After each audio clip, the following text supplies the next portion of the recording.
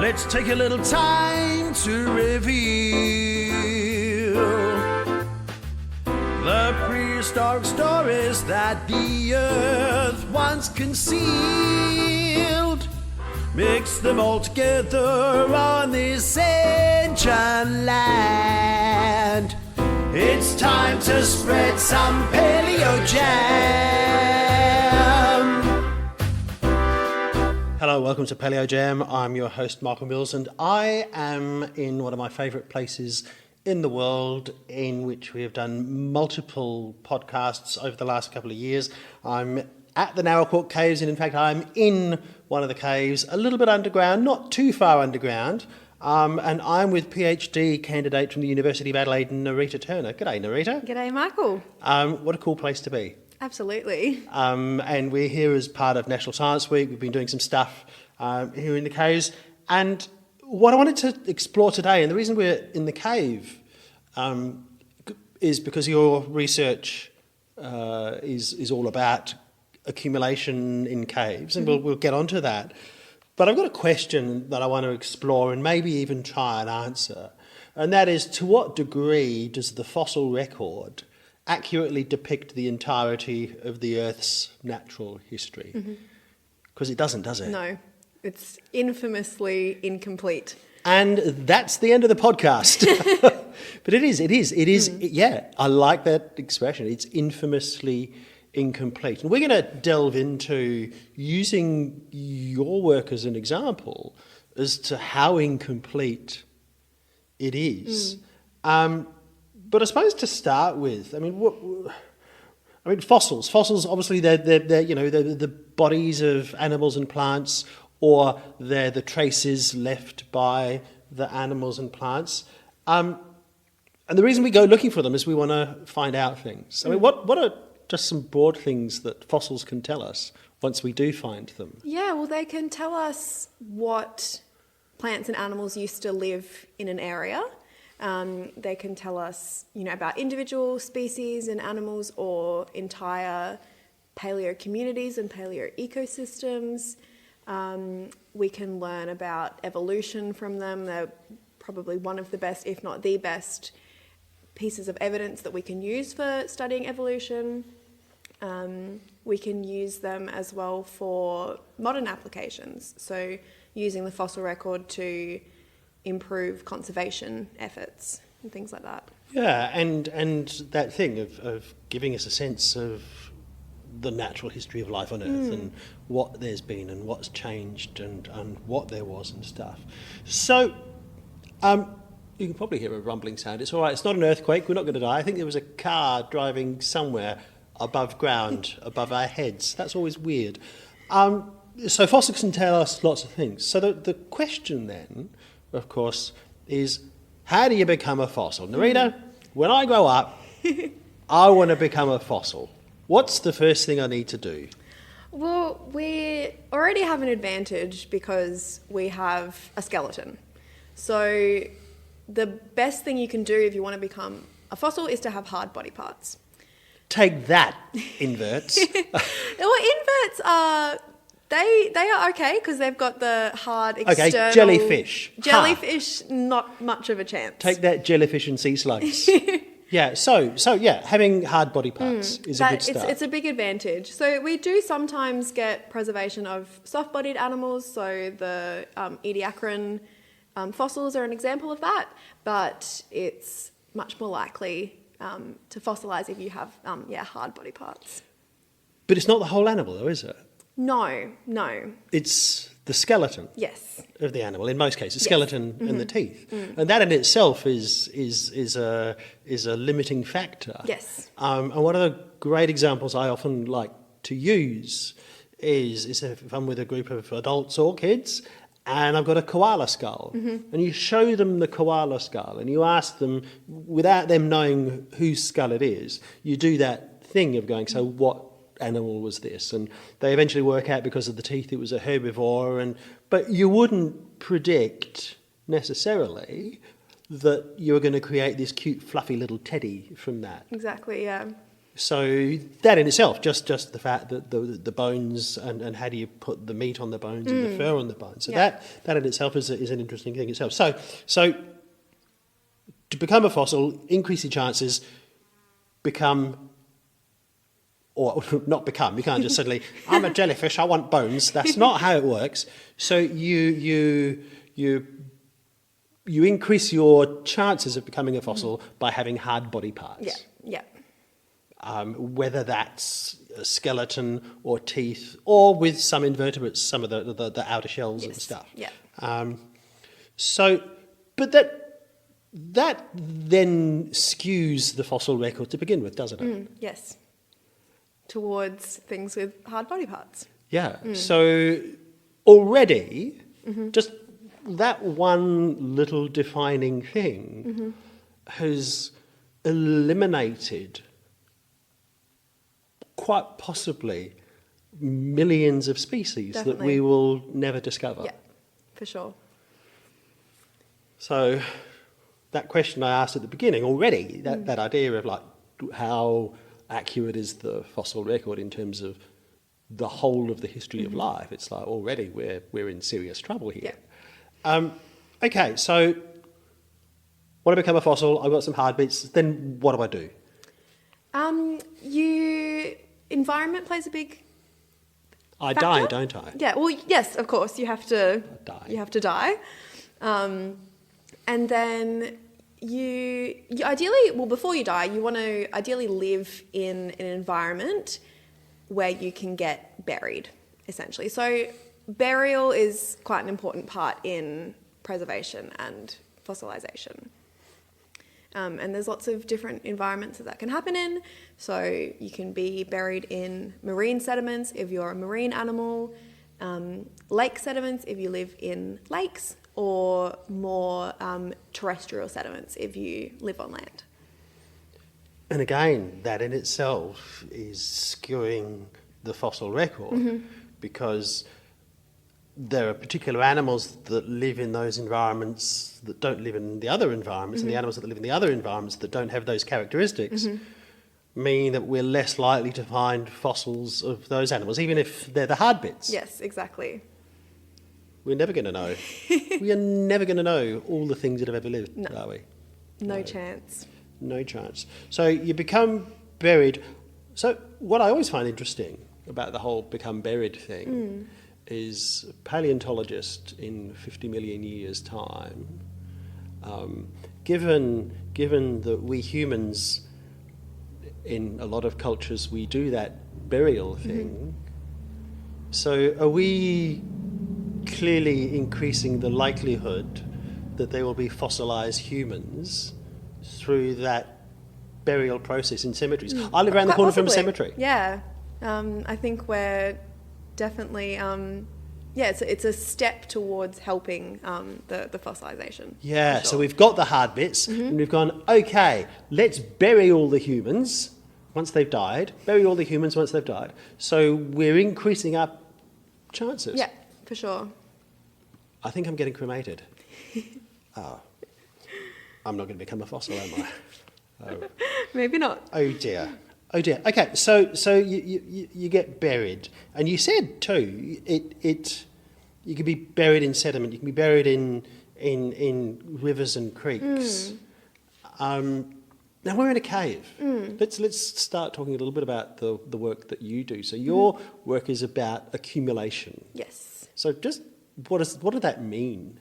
So that means how animal remains end up getting into these caves, because most of the animals that we have preserved in cave deposits don't actually live in the caves. They live on the surface. So we want to work out how they ended up in the caves, and that's what accumulation means. Okay, so they may have been dragged in, or they may have fallen in, or there may have been some other process, or a bit of one may have fallen in. Yeah. And when I say that, I always use the example of roadkill. Yes. And roadkill's a great example because when you find a fossil of an animal, it's very rare you find the whole thing, is Exactly. it? Yeah, So why it's is that? really rare. Because, well, a lot, sort of as you mentioned, sometimes it's only bits of these animals that are transported or accumulated into these caves. So why only bits? Carnivores could only take bits and pieces and bring those into caves. If an animal becomes disarticulated, so if the skeleton breaks apart on the surface, again, only bits and Disarticulated, pieces. another word is like if it gets ripped apart. Pretty much, yeah. Yeah. Or it breaks apart naturally, and then bits and pieces can sort of come in to the caves. Sometimes even if a whole and complete animal falls into a cave, for instance, it's still unlikely for the bones to be found in association, or it's unlikely for this skeleton to remain complete because these caves are dynamic systems. Most of the time we'll have more animals falling on top. Their activity sort of breaks things apart and spreads the bones out. And there's things, if there's, nature's really good at this, if there's a place where food happens to be, there's going to be something that's going to go, oh, I'll have that. Exactly. I'll find a way to have that. Yes. So you may end up with smaller animals taking advantage of those opportunities. Yes, for sure. Okay. I guess the other question is too, so the cave that we're in, is quite a big hole Yes. that we're looking at. And there are big holes and there are small holes with caves. And what does that mean in terms of who gets to fall in? Yeah, well, when we have small holes, we often call these solution pipe entrances to caves. So visualise a pipe that connects the cave chamber to the cave surface. And typically these are sort of 1 metre in diameter. They're pretty small. So they can trap small animals and sort of medium to large sized animals, but really, really big things like Diprotodon, they couldn't physically fit through these holes. Again, bits and pieces of them could fall through, but not the entire skeleton. Which is, again, it's one of those filtering things, Yes, isn't it? exactly. So a body size filter. It's a body size filter, so that the accumulation you're finding in the cave is in part defined by their capacity to fit through the hole. Yeah, definitely, yeah. So you're not going to get the Diprotodons. Well, certainly not the completely, or the the fully grown Diprotodons. So in that sense, again, you're limiting what you're able to find in this place. So tell us a bit more about your research, your PhD in terms of the kinds of things you've been finding through your work. Yeah, so I'm comparing two of the most common accumulation modes of large animals in Australian caves, and that is pitfall entrapment and mammalian carnivore accumulation. So pitfall traps are caves that animals fall into and become trapped inside, and then, as the name suggests, carnivore accumulations are deposits that carnivores accumulate. And so when you say carnivores accumulate, would that be, say, Thylacoleo has a burrow down here somewhere, or I don't know, do you call it burrows for carnivores? A den usually, yeah. So Thylacoleo has worked out this is a cool place to be protected, to raise the family, but also I've brought dinner and I will drag some down. Yeah. So there's sort of two different ways that carnivores like Thylacoleo could have accumulated bones. So one type of bone is called refuse bone. So these are bones that carnivores carry to a site, modify a little bit, so chew on them, break them apart, but they don't fully ingest them. The other type of bone they can deposit is called scat bone. So this is bone that they have chewed up, swallowed, and then pooed out. So that's the two different ways that carnivores can do that. Okay, and you see that in the research, and you find those things here in the Naracoorte Caves? Yeah, we think so. We think so, yeah, and I guess that's the thing. Part of the job of the research is to work out what's what. So, just trying to picture, because there's some really cool artwork that we see of megafauna by people like Julian Hume and Peter Trussler and stuff. But I often wonder, in looking at them, how complete or incomplete the ecosystem is. What are we missing? Where are the insects in those illustrations? Where are these other things in those sorts of illustrations and stuff? So if you were advising a paleo artist to create as complete an ecosystem as you could, what would you say to them in terms of,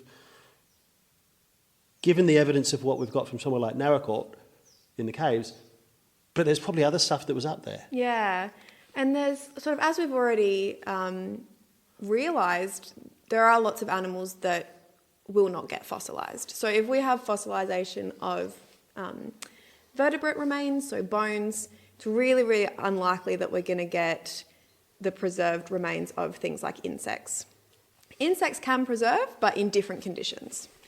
But we do sometimes see evidence of invertebrate activity or plant or fungi activity on the fossils themselves. Yeah, and so we see bite marks and things on the leaves. Yeah, and we can see termite burrows through bones. That's quite common in Naracoorte.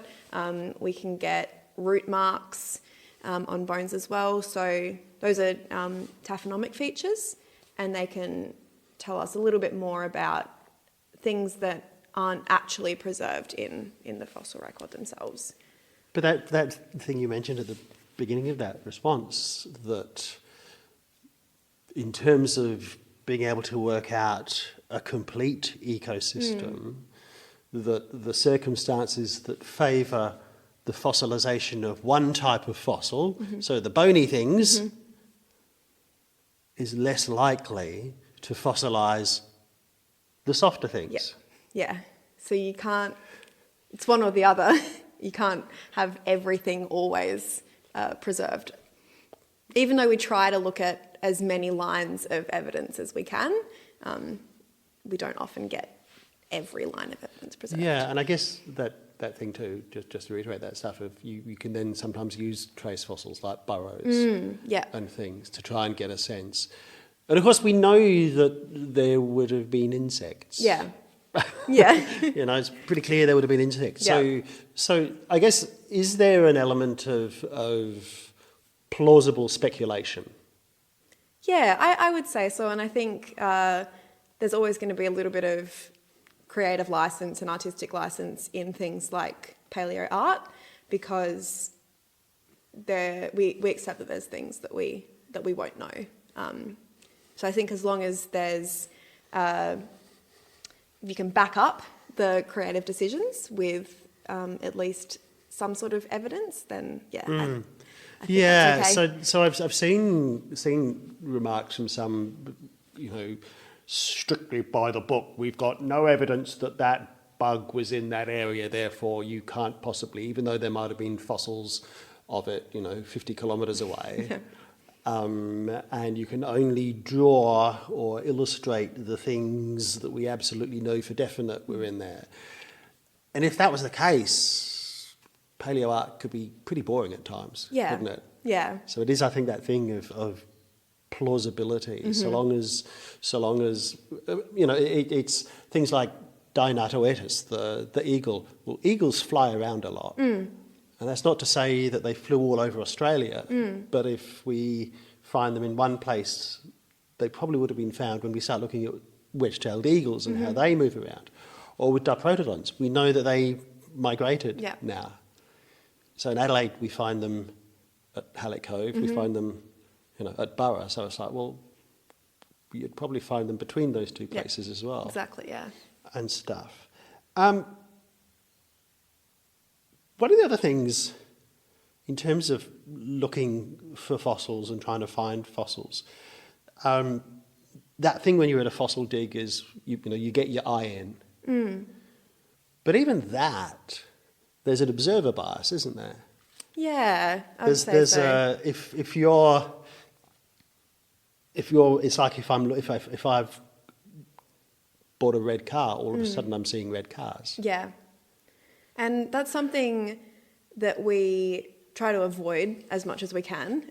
As all scientists do, we try to avoid any kind of cognitive bias, but that's not to say it's not possible for some people to kind of accidentally introduce those biases. Yeah, and I guess the thing is that by submitting the work to peer review, hopefully other people challenging the work means that you get to challenge those biases and things.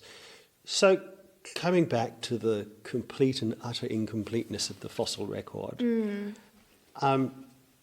one of the really interesting examples that I remember reading about some time ago is when they did a study, and how accurate it is or not, I'm not sure, but I think the magnitude of it is fascinating, that for the duration in which T-Rex was an identifiable thing, there were probably 3 billion T-Rexes that would have lived through that time. In the same way there's 8 billion humans now, but across human history, how many humans, how many Homo sapiens have been born and died? Probably about 3 billion T-Rexes. We found bits from about 30 of them. Yeah. So what does that tell us?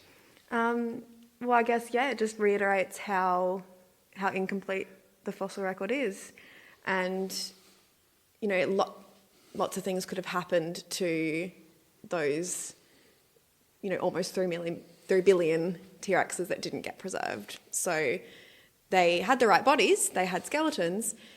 Some of them would have lived in the right environments and died in the right environments for fossilization, but a lot of them didn't. A really big part about the fossil record as well is whether or not we can access and excavate those bones. So there could be lots of T-Rex fossils that are still buried really, really deep in sedimentary rock, and that rock is unlikely to ever sort of come to the surface in our lifetime, so we're not going to be able to see those fossils. So that's another really big part of it.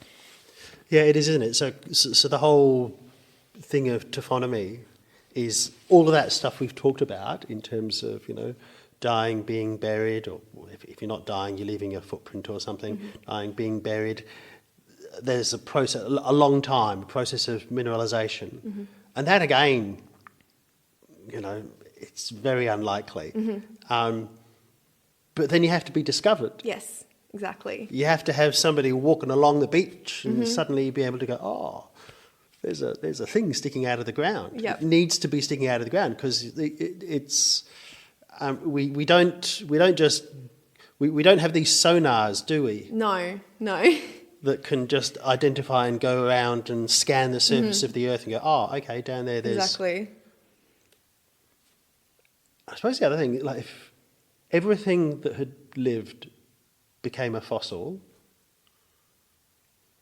you'd be busy. I've got enough, my hands are full enough with what I do have. Yeah, but we'd they'd be over our heads in terms of because you'd have those to start with. You'd have 30 billion T-Rexes. Sorry, 3 billion T-Rexes. Even a billion is a lot. Exactly. Okay, so where do you go from here with your work and your research? What's the next step? So you're writing up the PhD at the moment. Then what happens in terms of further investigating this whole accumulating thing? Yeah, well, I think there's definitely room for more studies that I haven't been able to do with my PhD. I think a lot of people that do PhDs will be able to attest to the fact that you end up having more questions when you finish than when you started.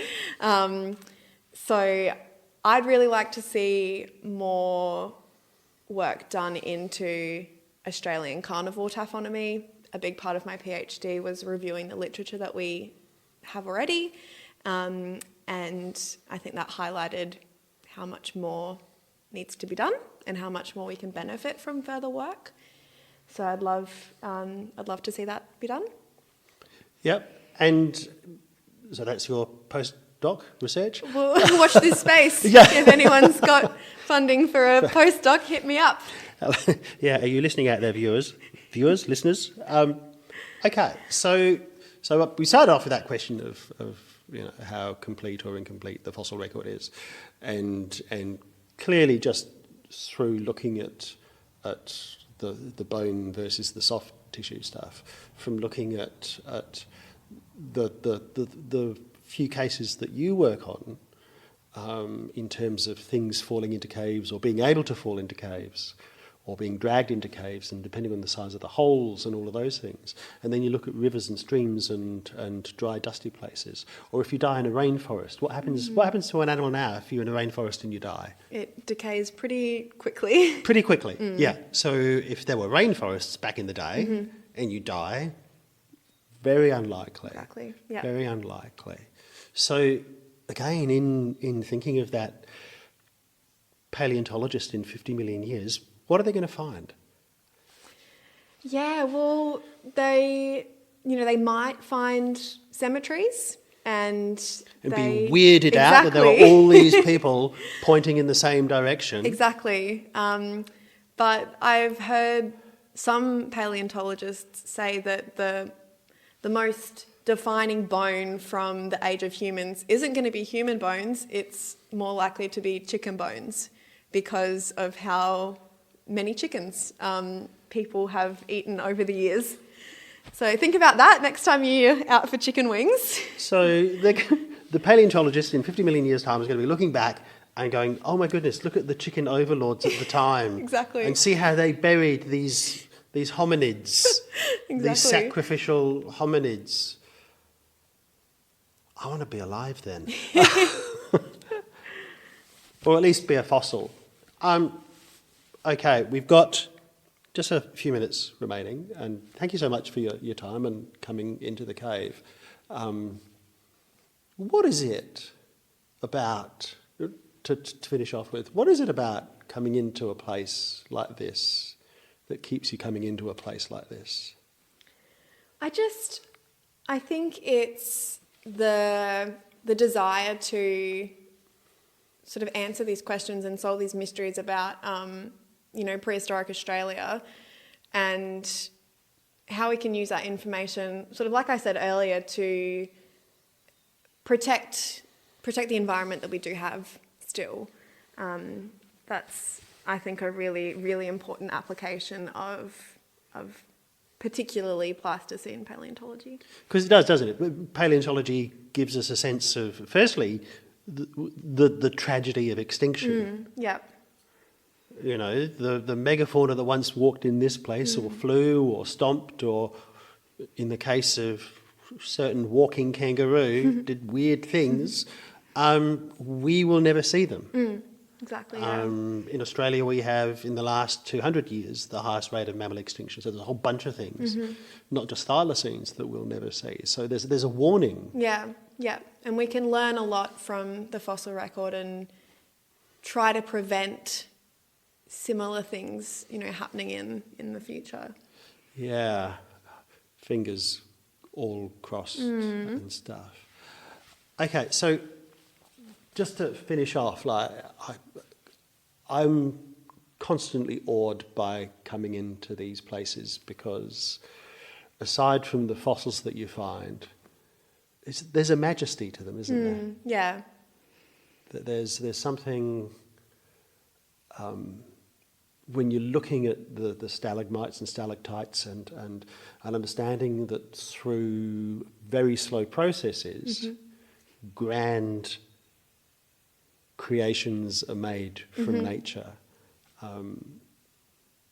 What's the best bit about that for you again, coming into just the physicality of what you're seeing? Yeah, I think they're so calming, the caves.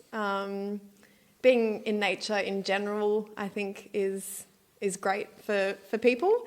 But yeah, there's something just really, really special about the caves. I think they're just really calming and really peaceful places to be.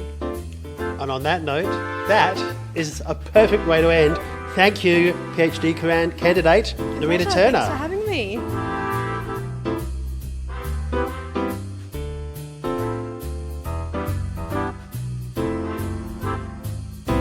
It's time to spread some Paleo Jam.